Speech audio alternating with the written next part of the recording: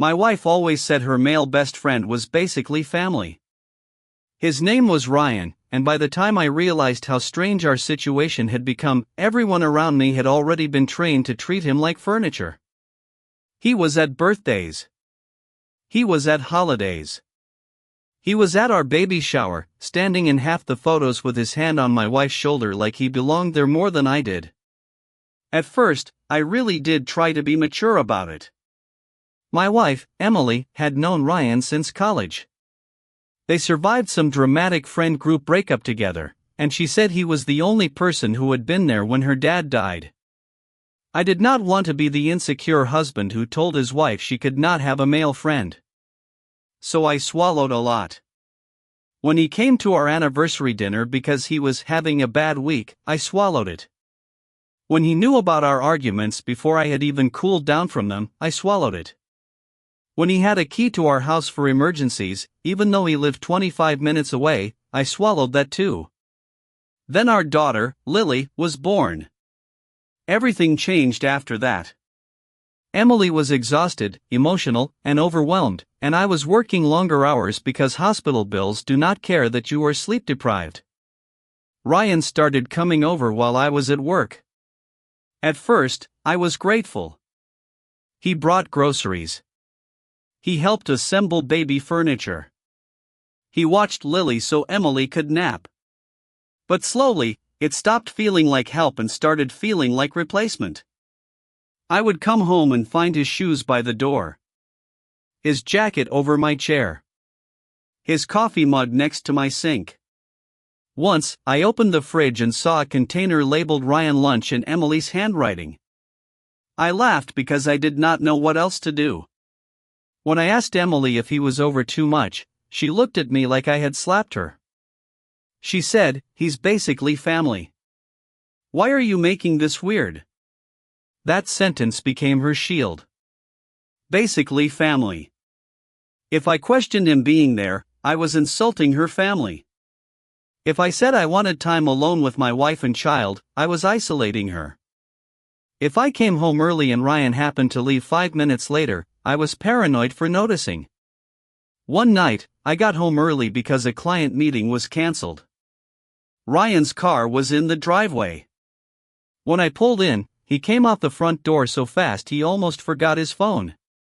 He said, "Hey man, Emily just needed help with Lily." I asked where Emily was. He said, "Upstairs." Then he left without looking me in the eye. Inside, Emily acted completely normal. She was folding baby clothes at the kitchen table. Lily was asleep upstairs. I wanted to ask why Ryan looked like he had been caught stealing, but I was tired of being told my instincts were ugly. Then I saw the baby monitor on the counter. It was one of those monitors that records motion clips automatically. We bought it because Lily had reflux and Emily was scared she would choke in her sleep. The camera faced the crib, but depending on the angle, it caught part of the nursery doorway too. I do not know why I checked it. Maybe because my gut had been screaming for months. The first clips were normal. Emily putting Lily down. Ryan carrying a basket of laundry. Emily making funny faces at the baby. I felt stupid for about 20 seconds. Then I found the clip from 2:14 p.m. Ryan walked into the nursery alone. He looked directly at the monitor, like he had forgotten it recorded. Then Emily came in behind him, and he said, clear as day, "Does he still have no idea?" My whole body went cold. Emily laughed. Not nervous. Not awkward. A real laugh. She said, "He thinks you're just helping with the baby." For a second, I could not breathe. Ryan said, "And if she has my eyes?" Emily said, "Then we say babies change. He won't question it." I watched that sentence 3 times because my brain refused to accept it. Lily was 4 months old. 4 months of me waking up at night, changing diapers, paying bills, sending photos to my mom, telling everyone she had Emily's nose and maybe my chin. 4 months of loving that little girl with my entire chest while my wife and her best friend joked about whether I would notice she might not be mine. I did not confront her immediately. That is the part some people judge me for, but I am glad I waited. If I had exploded, Emily would have cried, Ryan would have disappeared, and everyone would have told me stress made me hear things wrong. So I saved the clip. Then I saved every clip from that day. Then I checked the cloud backup and found more. There were weeks of them. Not explicit videos, but enough. Ryan kissing Emily's forehead while she held Lily.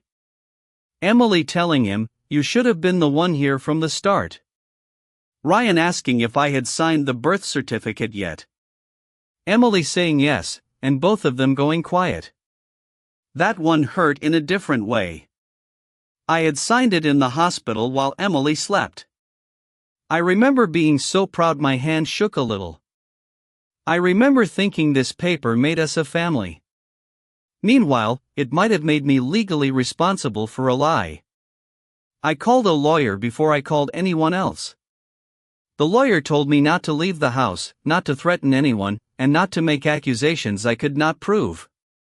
She told me to get a legal paternity test if possible and to keep acting normal until we had a plan. Acting normal was the hardest thing I have ever done. For 2 weeks, I fed Lily bottles while wondering whose eyes she had. I kissed her forehead and hated myself for even thinking it mattered, because she was innocent. None of this was her fault. Biology or not, she had done nothing but exist. Emily noticed something was off. She asked if work was stressful. I said yes. Ryan still came over twice during those 2 weeks. The second time, I looked him in the face while he bounced Lily on his knee, and I wanted to break every plate in the kitchen. Instead, I smiled. The paternity test results came on a Thursday. Probability of paternity, 0%. I sat in my car outside the testing center for almost an hour. I did not cry at first. I just felt empty, like someone had opened a drain in my chest. Then I drove home. Emily was in the living room with Lily. Ryan was there too, because apparently the universe wanted the scene to write itself. He was sitting on my couch, drinking from my mug. I put the envelope on the coffee table.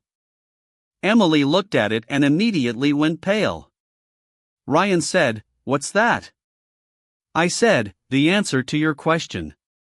Neither of them moved. I played the baby monitor clip on the TV. The room filled with Ryan's voice asking, "Does he still have no idea?" Then Emily's laugh. Then the sentence about the eyes. Then the sentence about me not questioning it. Emily started sobbing before the clip ended. She said it was not how it sounded. Then she said it only happened once. Then she said it happened during a bad time in our marriage. Then she said Ryan was Lily's biological father, but I was her real dad, so why was I trying to destroy everyone? Ryan just sat there with his mouth open. I told him to leave my house. He said, "My daughter is here." That was the first time he had ever said it out loud. Emily screamed at him to shut up. I think that was when I knew there was no version of this marriage left to save. Not because of the cheating, though that was enough. Not because Lily was not biologically mine, though that shattered me. It was because they had discussed my ignorance like it was a funny little obstacle. They planned around me. They used my trust as furniture. I filed for divorce. The legal part is still messy. Because I signed the birth certificate, I may still have responsibilities, and honestly, I do not know what I want yet. I love Lily.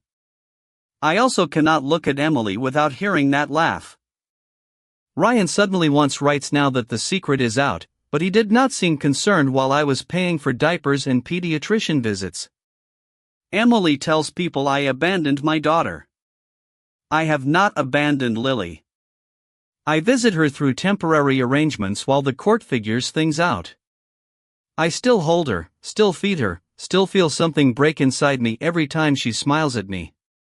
But I did leave Emily. Some friends say I should fight to stay Lily's dad no matter what. Others say I should walk away before I am trapped forever in Ryan and Emily's lie. I honestly do not know what the right answer is. I only know that the baby monitor did what my wife never planned to do. It told me the truth.